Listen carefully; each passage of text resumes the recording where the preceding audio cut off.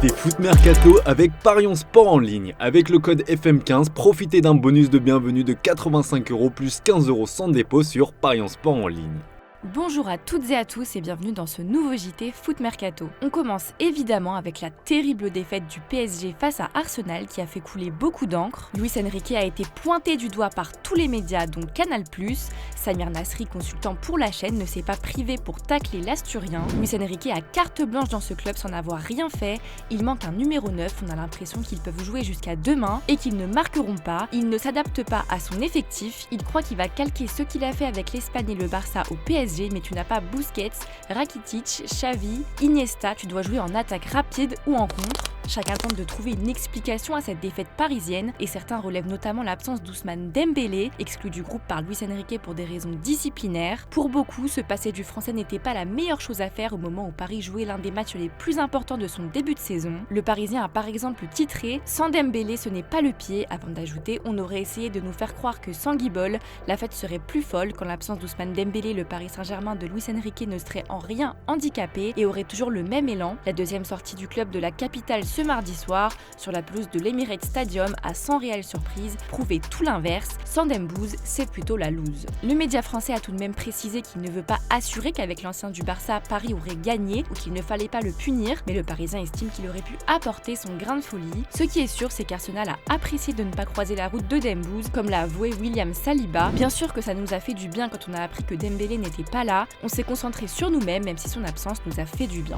D'ailleurs, on connaît désormais la raison de sa mise à l'écart par le coach. Selon nos informations, l'international tricolore est arrivé très en retard à l'entraînement sans justification, ce qui a provoqué la colère et l'ire de Luis Enrique, qui a handicapé lourdement son équipe. Paris va devoir se relever et vite. La suite au prochain épisode. D'ailleurs, les Parisiens disputent à la fin du mois le fameux classique contre l'Olympique de Marseille. La manche aller est prévue au Vélodrome et BFM Marseille a révélé que la rencontre se jouera à guichet fermé. Les 5000 dernières places destinées aux supporters de l'OM ont été vendues le mardi 1er octobre en seulement 1 heure. Pour les personnes désirant assister au match et aux retrouvailles d'Adrien Rabiot avec son ancien club, les places destinées au parcage parisien pourraient éventuellement être mises en vente si le déplacement des fans du PSG est interdit. Bonne nouvelle du côté de la LFP, le président Vincent Labrune, réélu le 10 septembre dernier, avait promis de baisser son salaire qui était de 1,2 million d'euros par an. Il a visiblement tenu parole comme le révèle RMC Sport ce mercredi. On apprend que le conseil d'administration de la LFP s'est réuni et a tranché sur le sujet. L'ancien président de l'Olympique de Marseille, tout comme son directeur général Arnaud Rouget, va réduire son salaire de 30%. De plus, Labrune, qui avait triplé son salaire à la LFP, renonce également à percevoir son indemnité forfaitaire de fin de mandat. En Champions League, il y a quand même de bonnes nouvelles chez les clubs français, comme Brest qui a écrasé Salzbourg 4-0. Ce mercredi, c'est au tour de Lille d'affronter les actuels champions d'Europe, le Real Madrid. Et comme d'habitude, avec notre partenaire Parions Sport en ligne, vous pouvez parier sur LOSC Real et tout ça avec un bonus de bienvenue allant jusqu'à 85€, en plus de 15€ sans dépôt avec le code FM15. Pour vous aider, les pronos de la rédac, Stéphane voit le Real Madrid largement s'imposer avec 3-0. Valentin s'attend aussi à 3 buts du Real contre un seul pour Lille. Et pour moi, ce sera un score de 2-0 en faveur du Real. Et bien sûr, pour le petit pari fun, je vous propose une victoire exacte du Real 3-0 pour une cote à 9,60.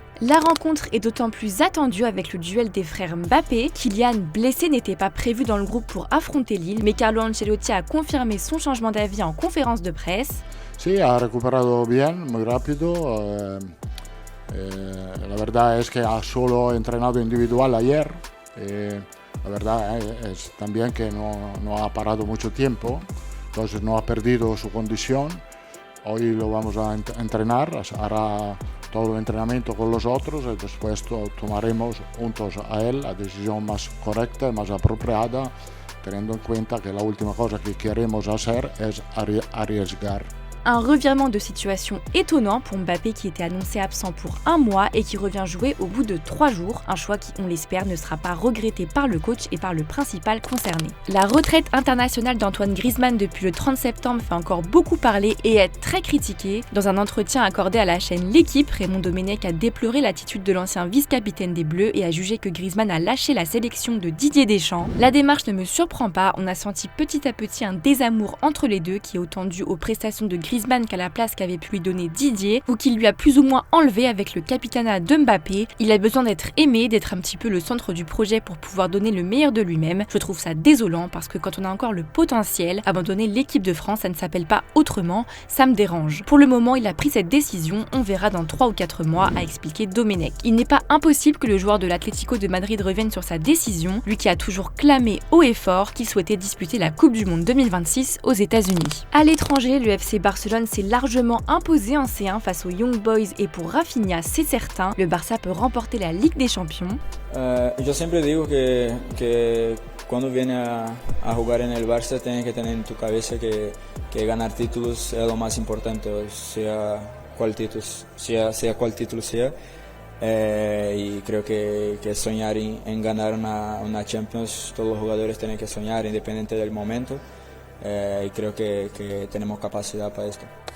Frenkie de Jong a d'ailleurs joué ses premières minutes de la saison. Il a remplacé Lamine Yamal et a passé 18 minutes sur le pré. Avant cela, il avait été chaleureusement encouragé par les supporters lors de son échauffement. Les fans l'ont d'ailleurs ovationné à son entrée de jeu. Après la rencontre, de Jong, qui a passé des moments durs à Barcelone, entre sa blessure et les rumeurs concernant son avenir, a évoqué son comeback. Je suis très heureux de revenir sur le terrain et de jouer au football. Je remercie les supporters pour l'accueil, je ne m'y attendais pas et je suis heureux de la façon dont les gens me traitent. Puis il a ajouté, je vais tout donner pour jouer, quand on est blessé c'est toujours difficile. Oui, ça a été long et dur et parfois j'ai eu du mal, mais il espère que tout cela est désormais derrière lui, d'autant qu'il espère se faire une place dans l'équipe dirigée par Hansi Flick. C'est ce qui compte le plus aujourd'hui aux yeux de Frenkie de Jong après des mois passés à l'infirmerie. A noter que depuis sa venue au Barça, le Néerlandais a manqué 360 jours de compétition et 59 matchs au total. D'ailleurs, le Barça vise un retour au Camp Nou pour le début d'année 2025. Les Catalans ont annoncé dans un communiqué que l'équipe première termine le premier semestre de la saison à Montjuïc avant de faire son retour dans leur stade de toujours.